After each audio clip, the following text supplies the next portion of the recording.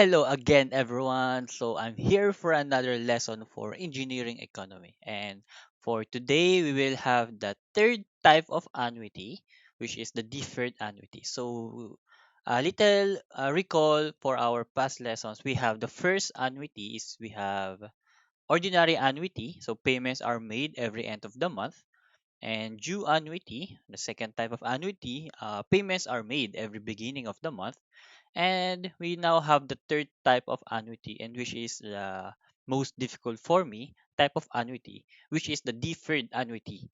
So for deferred annuity, usually the payments here are delayed.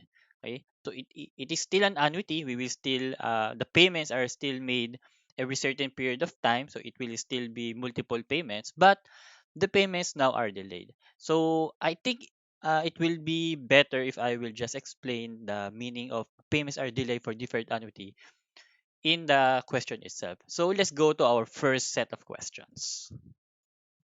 Okay, so we have our first question, first problem. So we have a condominium unit can be bought at a down payment of 150,000 and a monthly payment of 21,170 for 10 years. So starting at the end of fifth year from the date of purchase. So if money is worth 4% compounded monthly, what is the cash price of the condominium unit? So from our past lesson, we already know that what being asked here or required here is the cash price or the present worth of the condominium. So again, so a condominium will be bought so with a down payment of 150,000 and a monthly payment. Okay, a monthly payment of 21,170 for 10 years. So we will have the individual will have to pay 21,170 for the whole 10 years. But the payment will start starting at the end of fifth year from the date of purchase. So for example that we will for example the condominium will be bought today, okay? So today is 2019 2020, right? 2020. Okay, so if I will buy the condominium today, I will not immediately pay the 21,170. I will pay the first payment will be at 2025. Okay? Because the payment will start at the end of fifth year from the date of purchase. Since the date of purchase is this year, I will still have to wait 5 years before I start paying. So that is what means what means by the payments are delayed. So I hope that is clear for the deferred annuity and the difference of deferred annuity we compare to the other type of annuities. Okay, so let's get into the solution. So for the solution, of course, we have to first put the givens first. So the given we have a down payment, right? We have a down payment of um 150,000, right? 150,000, and we have a monthly payment. So that monthly payment we will have to pay 21,170 multiple times. So that will be our annuity equal to that is our annuity. So 21,170. Okay? So this is for 10 years. We have to pay this for 10 years. Okay, and then if money is worth 4% compounded quarterly. So again, we have the word compounded. So this is our J. So 4%, or we can also make this 0.04. So compounded monthly, therefore our N will be equal to 12. So we have delayed payment. Okay, we have a delayed date of 5 years, right? So we have a delayed date of 5 years. So if I will put this in a cash flow diagram, okay, cash flow diagram, what will happen here is this is what it looks like. Mm,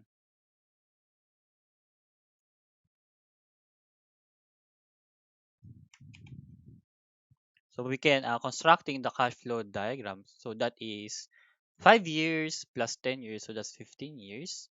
Okay. So we are asked to find the required, right? So we have here the present worth as 0, and then can have 1, 2, then 1, 2, 3, 4, 5, 6.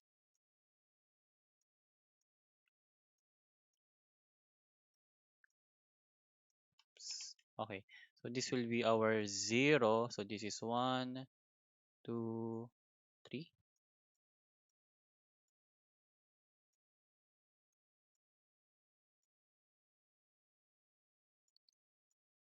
10,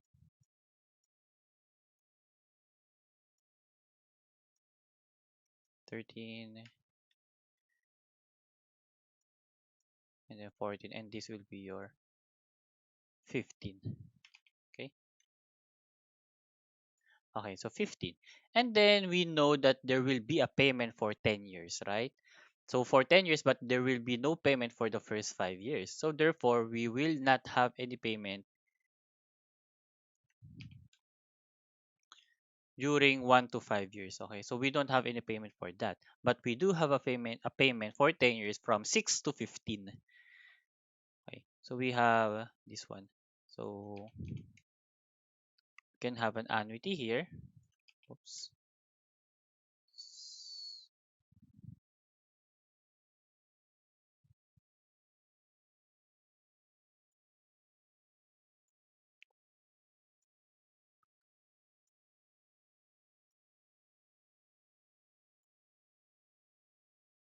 So this is an annuity for 10 years. Okay, so now we'll have here, how much is it? That is 21,170 for 10 years. And then J is equal to 4% and N equal 12 compounded monthly. Okay, so now what we will do, since 21, now remember that 21,170 is an annuity. Okay, and then we can continue this one. Continuing this one, we are now required to find P, or the cash price. Okay, so that P must be here. So what we will do is we have to reflect or bring the 21,170 to P, or to the focal date of 0. But however, we cannot simply use the formula for annuity or the compound interest directly, because as you can see that we have the year 1 to 5, we don't have any payment for that. Okay, so first what we need to do is we can bring all these values, this annuity, that 21,170, to the fifth year first. Okay, to the fifth year, or to the year 5. How will you do that? All you need to do is just use the formula for annuity, which is the present formula for annuity. Again, the present formula for the annuity is, we already know that, um let's just call that P5. Okay, present formula. Okay, let's put here P5. Okay, so P5 equal to, okay, equal to the annuity times the present formula for annuity, right?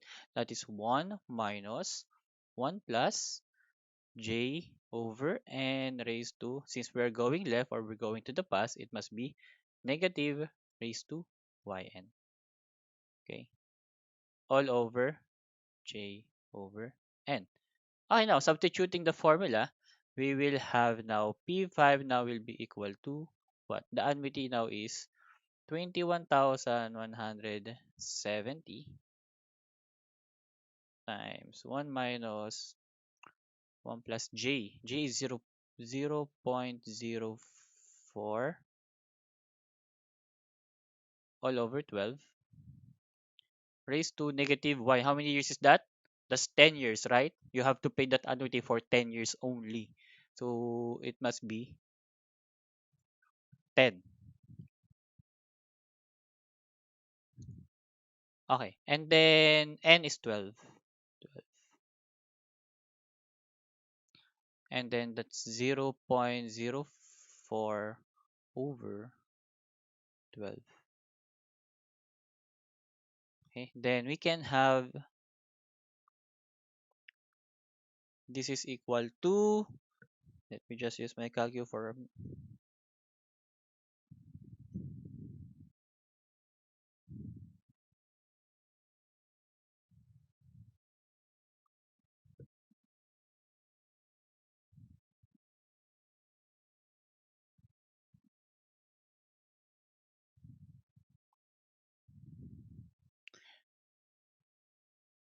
So this is 209. No, it's not 209. It's 2 million. It's 2 million. 2 million 09 964.6017. Okay. So what will happen here if is this is already the value of this annuity reflected into P5, right? So now we can now neglect, or the 21,170 now is reflected at P5. Therefore, what will happen to the cash flow diagram is it will look like something like this, right? So now that will be the cash flow diagram looks like, because the annuity is already reflected into the fifth year. So now all of that money is at the fifth year, which is the 2,090 blah blah. Okay, and now we have to bring this again back to the present. So as you can see, we can now apply the formula for compound interest. Okay, so remember that with respect to P, okay, with respect to P, with respect to P5 is your future amount, right? So P5 will now be your future amount. And then now applying the formula for the compound interest, the formula for compound interest is P is equal to F times 1 plus J over N. Now you're going left again, so this must be negative yn, right? So now here your F will be your, so your P5 now will become your F, because with respect to P again, imagine that you are at year zero. If you are at year zero, your P5 or the year 5 will be your future. So P5 is your future. So P5 will be a present value. Sorry, P5 will be a future value. Okay, so now P is now equal to the value of F, which is the P5. Okay, so this is the value of P5. So 1 plus J. J is still 0.04. So 0.04 all over 12 times negative. How many years is that? That's 5 years, right? So 5 and N now will be 12.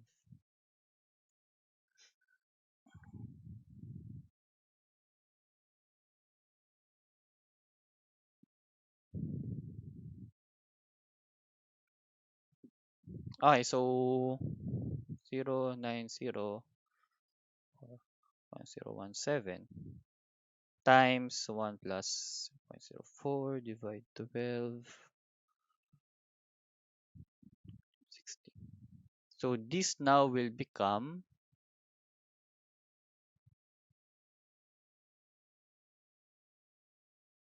1,712,506.4984.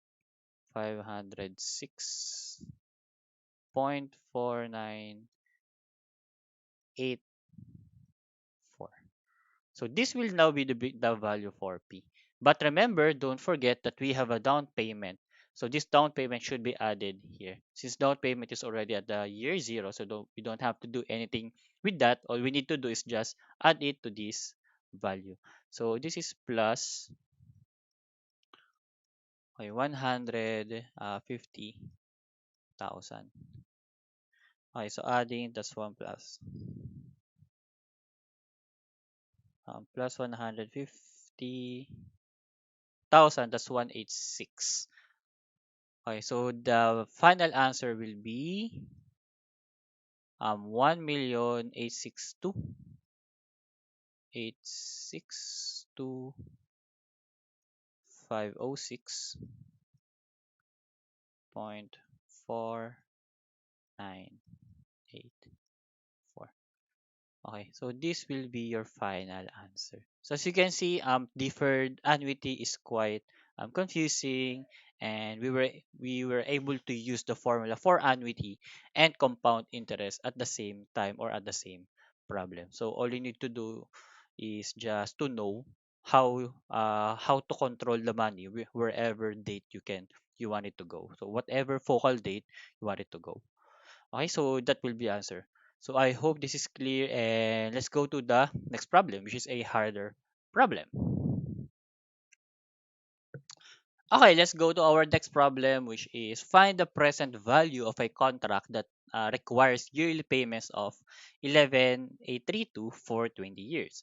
So money is worth 3.37% for the first 8 years and 8.02% for the last 12 years. So now we have again multiple payments for 20 years. So we still have an annuity of 11,832 for 20 years. Okay, but the percentage or the interest rate now are different with respect to time. So for the first 8 years, the interest rate is 3.37, and for the last 12 years, the interest rate is 8.02. Okay, so um, let's first put down the givens first.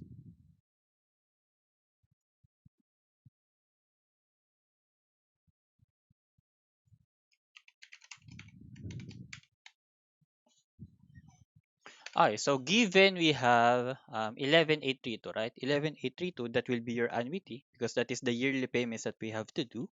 So A must be equal to 11,8 11,832, and then for 20 years. So we can have N must be equal to we don't need to put that, but for the first 8 years, so 8 years, first 8 years, 3.37%. Okay, and then last 12 years, 8.02, 8.02%. Okay, so as you can see, that is a total of 20 years. So first 8 years and another 12 years, that is a total of 20 years. So we are now required to find P, or the present worth again. Okay,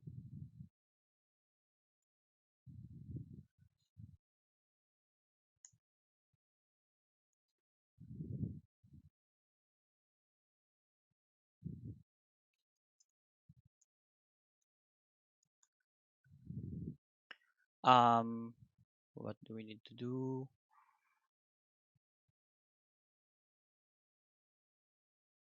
The required now, or we can now have the cash flow diagram.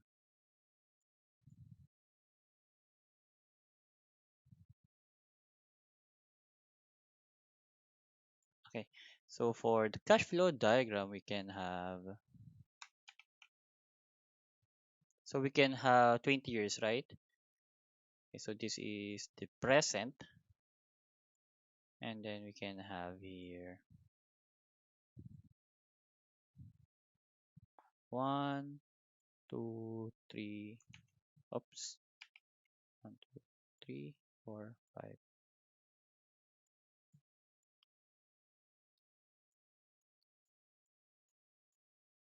Okay, so this will be your 1 year one, and then all we have to do is just put the 8. So 1, 2, 3, 4, 2, 3, 4, 5, 6, 7, 8.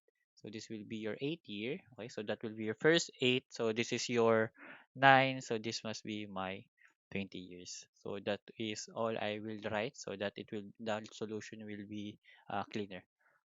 Okay, so we have a payment here. Okay, and then another here.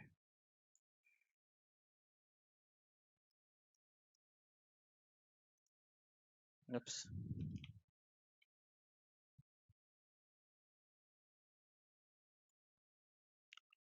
So we have, so this will be what the cash flow diagram looks like.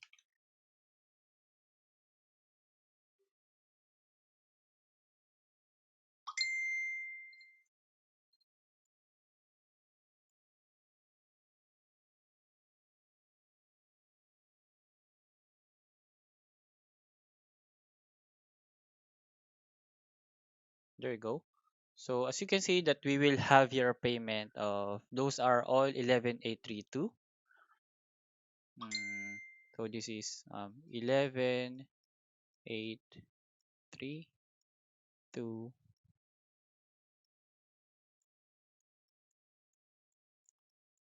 832. But we have different interest rate. So 3.37,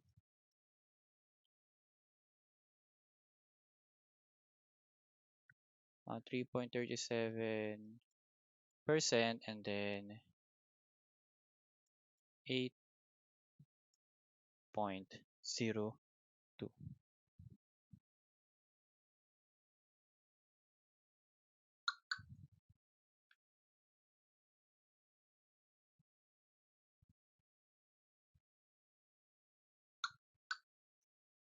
And then next,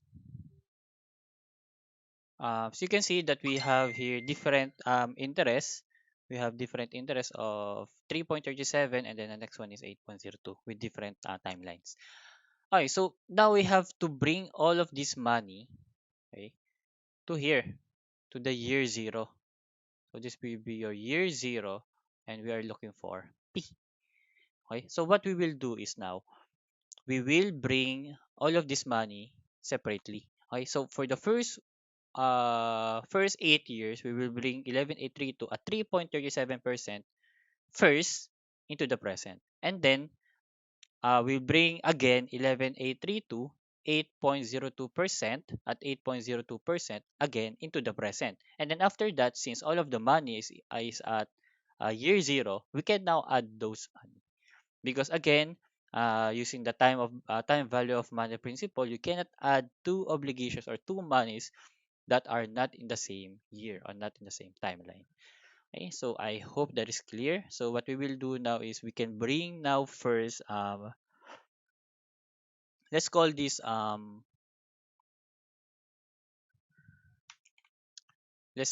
one um P1 and let's call this P2. Okay, so bringing P1 up first, so we can have P1 now will equal B. P1 now will be equal to what? That is, it must be the formula for annuity again. That is an annuity, right? So I can just, I hope this is okay that I will just do a direct substitution. That is 11, 8, 3, 2. No, let me just write the formula for the formula first. P times 1 minus 1 plus.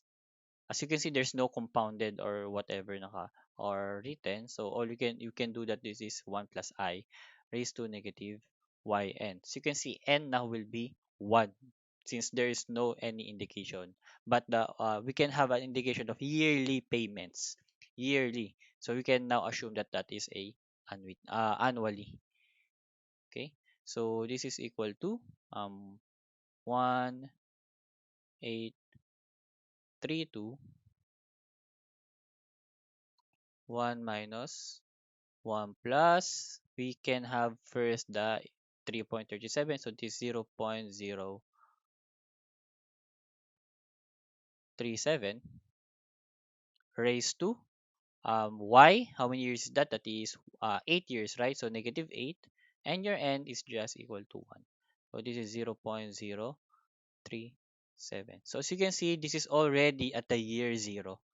Okay, so solving for that, we can have now 11,832 1 minus 1.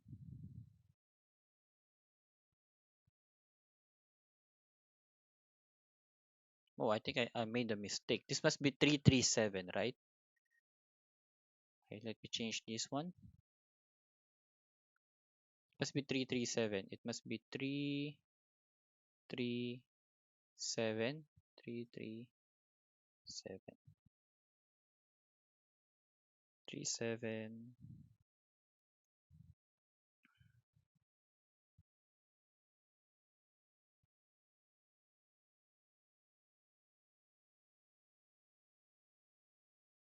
Okay. So this will be equal to 81,775. 81,775. Okay. Now, so that will be our P1. Okay. So our P1 now is done. So we can just erase this one. Okay, so erasing this part so that you will be now less confused. Okay. So that's what it looks like now.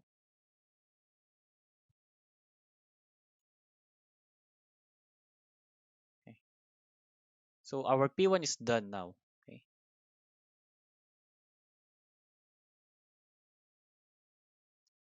So this is one. This must be your eight.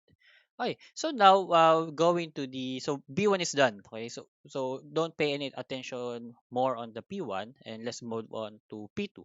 Okay. So all we have to do is just we have to bring P2 again to the present.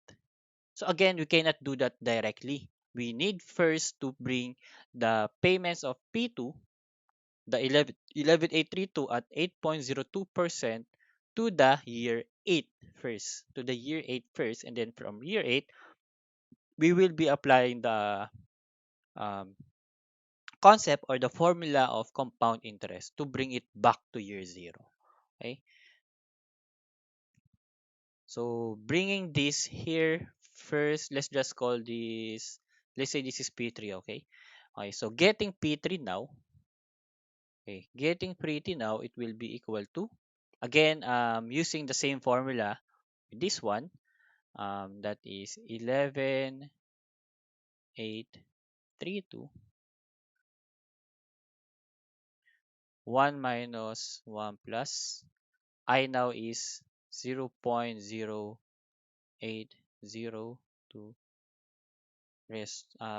raised to, how many years is that?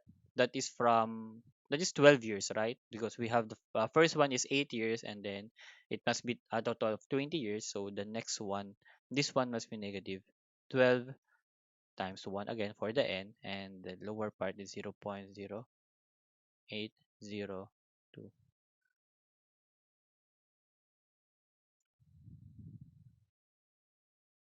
And then,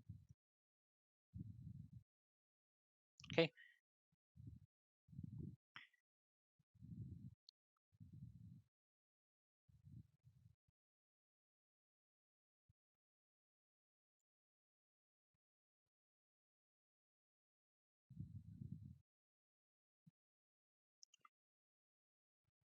let's do the calcu for this one.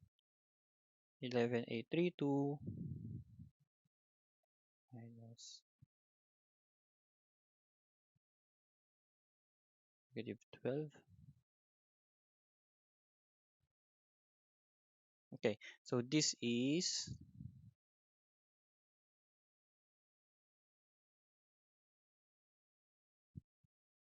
89. Mhm.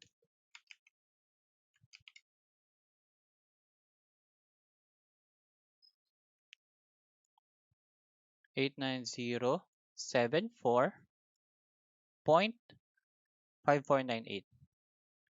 5498. Okay. So remember that this value is still at the year 8. Okay. Remember that. And then, so all of these values are already here, right? So we can now neglect these values. So I can now erase this one. So erasing this part so that you will be less confused, that will be now the cash flow diagram will look like. Okay, so this is very simple. All you have to do is bring back again P3 to the this one to P to year 0. Okay, now so that will be our P2. Okay. Mm, okay, so now P2 now will be equal to, again with respect to P, okay, with respect to P, uh, P3 now will be equal, will be your future value. Okay.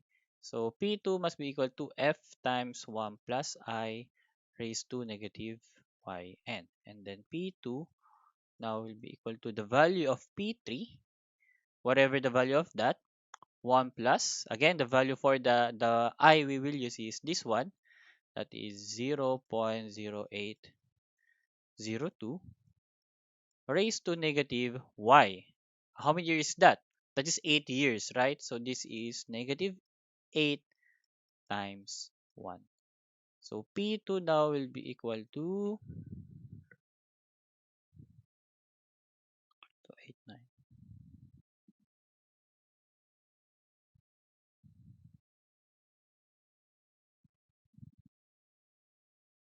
plus negative 8. Okay, so now this will become 48052.9719. Okay, so again, this is your P1 and this is your P2. Remember that your P now must be composed of P1 plus P2. Do we have any down payment? No, we don't have any down payment. So all we have to do is just add this one and then this one, and supposedly we will get the right answer. So adding those two, you'll have, so P now will be equal to P1 plus P2. This must be equal to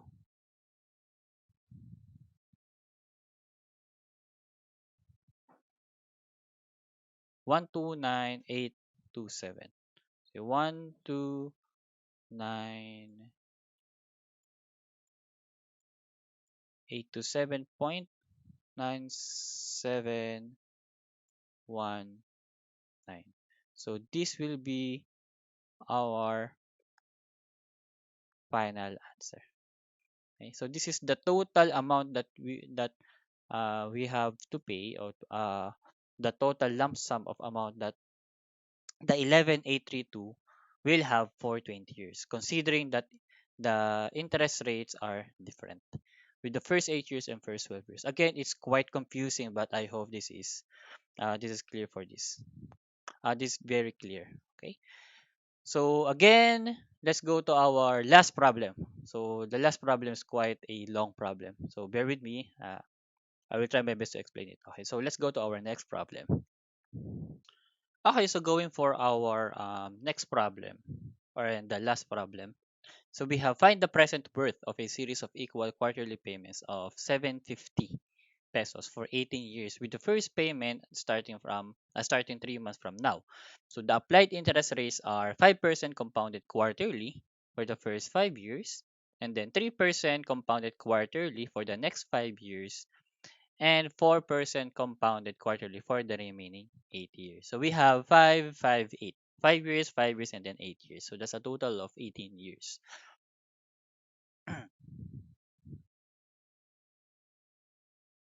Okay, so let's go to this one. So this is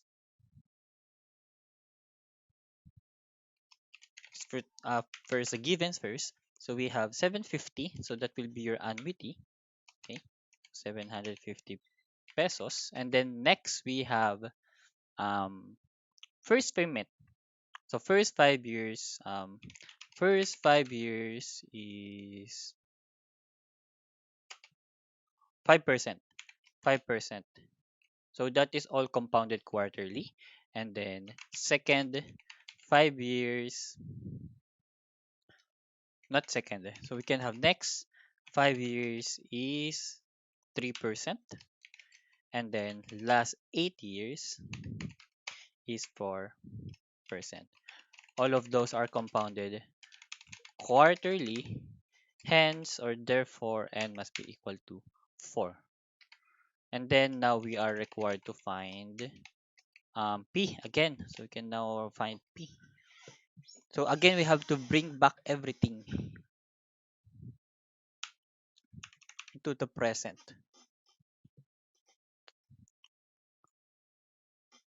Next, oops, let's try to draw the cash flow diagram again. So drawing the cash flow diagram, we have 1,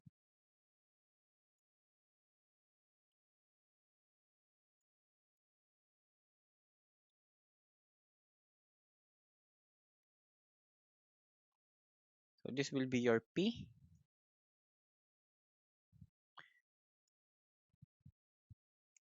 and then this is your of mhm.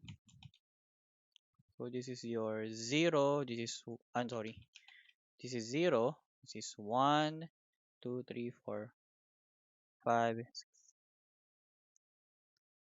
So this is your 10th year, and then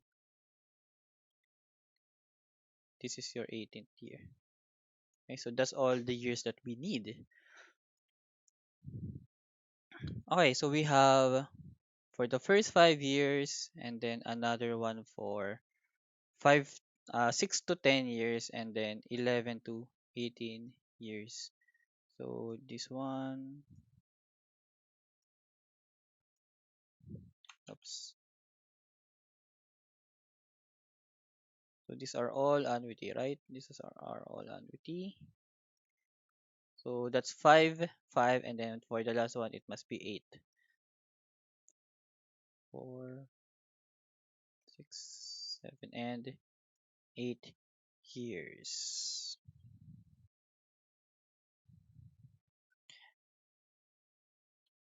So I will just write we have 750 for all of them. So I will just write the percentage for each year. So we have 534. So this is 5%, this is 3%, and this is 4%. And equal to 4, A equal to 750. Let's just call this P1. This will be your P2, and this will be your P3. Okay, then next we have now we have to bring again one by one. Okay, we have to bring P1 to present, P2 to present, P3 to present separately. Okay, and then next we can have now bringing P1 first. Okay, so bringing P1 first. I hope this is okay that I will just do a direct substitution. Again, we are given I, or the interest rate, 5%, 3%, 4%. So bringing a P1 first can have, again, that is an annuity, right? So so this is 750, then 1 minus 1 plus 0.05, right? Raised to, how many years is that? That's 5 years, negative 5. Oh no, again, this is compounded quarterly. So we are given with J, sorry. So this is J, so 0.05 all over 4 raised to negative 5 quarterly times 4. That's 5 years times 4. Is that right? Yeah, that's right. And then 0.05 all over 4. So this will be your P1. Okay. So solving for that,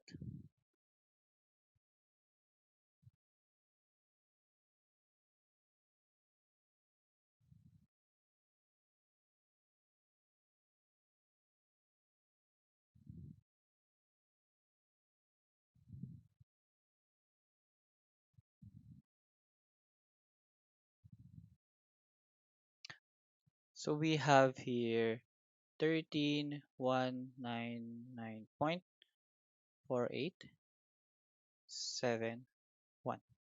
So that will be your P1.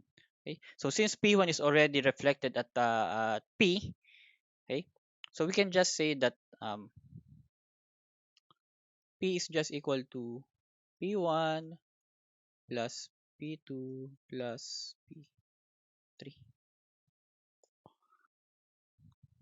So P1 is already done, so we can just remove this one so that you guys will be less confused. Okay. So now we can go to P2. So we have to bring again P2 to year 0, but again we cannot do that directly. We need to bring P2 first into the 5th year, okay, to year 5, and then from year 5 bring it again to 0 using the formula for compound interest. Okay. So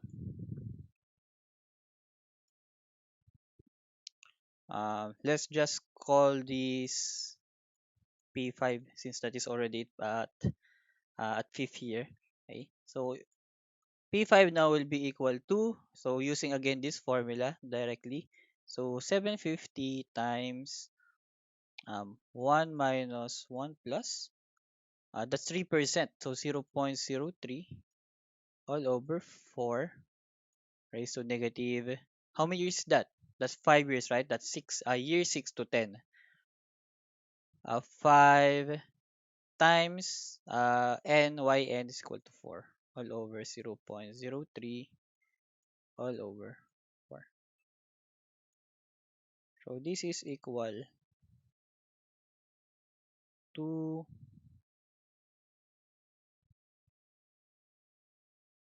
13881.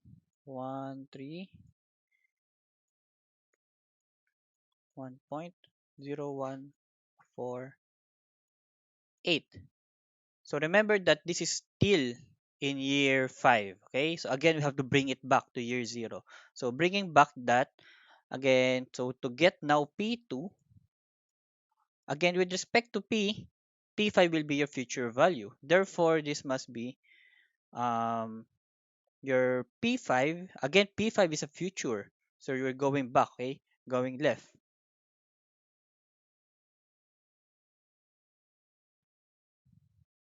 And then this is 1 plus 0.03 all over 4. Raised to, how many years is that? So we have to bring from 5 to 0. So again, this is 5 years times 4. Okay.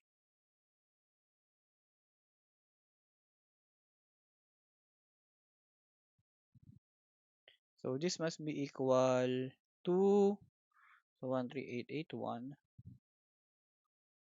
48. 1 plus 0.03 all over 4. Okay, so this is 1954.190. So this will be your P2. Okay, so this will be your P2, and then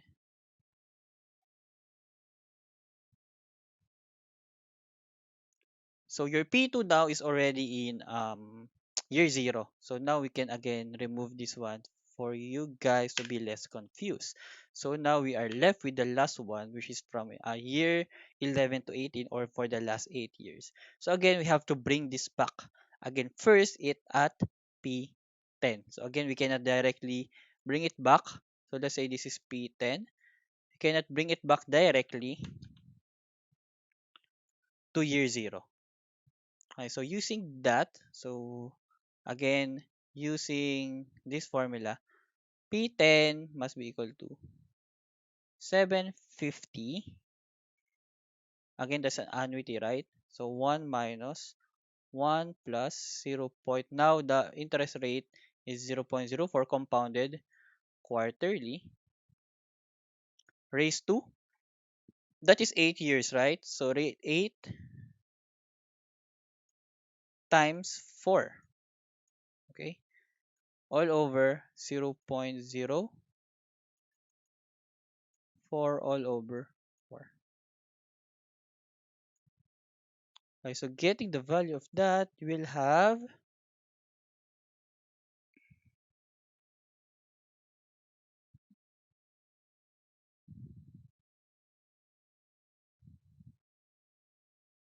2452. So we have 2452. So again, we have to bring this P10 back. Again, how many years? That's 10 years. So bringing P10 back to get the P3. So getting that, we'll have a P3. Again, with respect to P3 or with respect to P10 now will be the future value. So P10, we're going back, going to the past. So that must be 1 plus 0.04 all over 4 raised to negative. How many years is that? We have to bring it back 10 years. So negative 10 times 4. Okay, so That's 2452 times raised to negative 40. So this will be equal to 13,736.650. Okay. So um, since we already got um, P2, we already got P1, and then P3, which are all in the present value. So all we have to do is just add P1, P2, and P3, and that will be your final answer. So adding um, P is equal to P1 plus P2 plus P3 must be equal to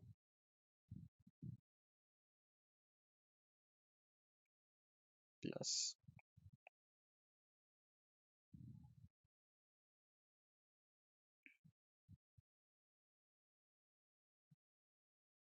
So the final answer will be 38,890.3262.